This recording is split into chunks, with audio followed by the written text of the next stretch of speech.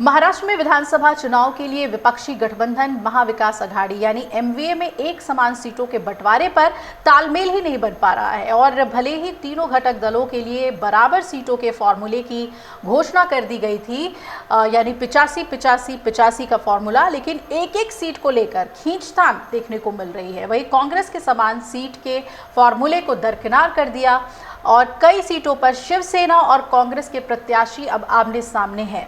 मंगलवार को नामांकन दाखिल करने की अंतिम तारीख है, लेकिन समान सीटों के बंटवारे के फॉर्मूले पर अमल होता हुआ नहीं दिख रहा है। उद्धव की शिवसेना और कांग्रेस दोनों ने कई सीटों पर अपने अपने उम्मीदवार उतार दिए हैं। यवतमाल जिले में दिग्रस सीट पर उद्धव ठाकरे की शिवसेना ने पवन जायसवाल को प्रत्याशी बना दिया है, तो कांग्रेस ने पूर्व प्रदेश कांग्रेस अध्यक्ष माणिक राव ठाकरे की उम्मीदवारी घोषित कर दी है। ठाकरे 20 साल बाद विधानसभा चुनाव में उतरे हैं। हालांकि शिवसेना यूबीटी सांसद संजय राउत ने ये कल स्पष्ट किया था कि कांग्रेस नेता बाला साहेब थोराट से बातचीत के बाद दिग्रस की सीट हमने कांग्रेस के लिए छोड़ दी है।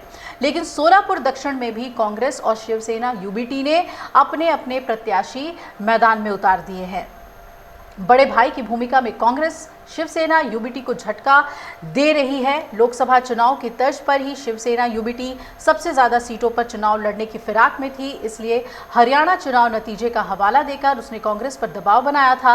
लेकिन अब कांग्रेस ने 99 सीटों पर उम्मीदवार घोषित कर बड़े भाई की भूमिका को अपना लिया। अब चर्चा यह है कि राज्य की कुल 288 सीटों में से कांग्रेस 102 या 103 पर चुनाव लड़ेगी, जबकि शिवसेना यूबीटी 95 सीटों पर प्रत्याशी उतारेगी। एनसीपी एसपी 84 पर लड़ेगी और बाकी सहयोगियों को 6 से 7 सीटें मिलने की संभावना है।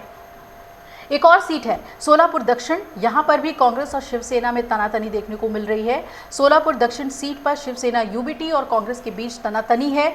उद्धव की पार्टी ने यहां से अमर पाटिल को उम्मीदवार बनाया है और एबी फॉर्म भी दे दिया है। वहीं रविवार रात को कांग्रेस ने इस सीट पर दिलीप माने को खड़ा कर दिया और इसे लेकर संजय राउत ने कहा कि ये कांग्रेस की सूची में छपाई की गलती हो सकती है और ऐसा हमसे भी हो सकता है। वहीं प्रदेश कांग्रेस अध्यक्ष नाना पटोले ने कहा कि वो निर्णय पार्टी हाईकमान का है, छपाई की कोई गलती नहीं है। बीजेपी ने तीसरी सूची में 25 और उम्मीदवार उतार दिए हैं और महाराष्ट्र विधानसभा चुनाव के लिए बीजेपी ने कल 25 और उम्मीदवारों की एक तीसरी सूची जारी कर दी और चुनाव में बीजेपी अब तक 146 सीटों पर, तो सत्तारूढ़ गठबंधन महायुति अब तक 260 सीटों पर उम्मीदवार घोषित कर चुकी है और इसमें शिवसेना शिंदे के 65 और एनसीपी अजीत के 49 उम्मीदवार शामिल हैं। तीसरी सूची में पार्टी ने बोरीवली से वर्तमान विधायक सुनील राणे की जगह संजय उपाध्याय, वर्सोवा से भारती लवेकर और घाटकोपर से जो मौजूदा विधायक हैं पराग शाह, नागपुर पश्चिम से सुधाकर कोहले, नागपुर उत्तर से मिलिंद पांडुरंग माने को उम्मीदवार बनाया है। और भाई बोरीवली सीट पर लोकसभा चुनाव में टिकट पाने से वंचित रहे तत्कालीन सांसद गोपाल शेट्टी दावेदार थे।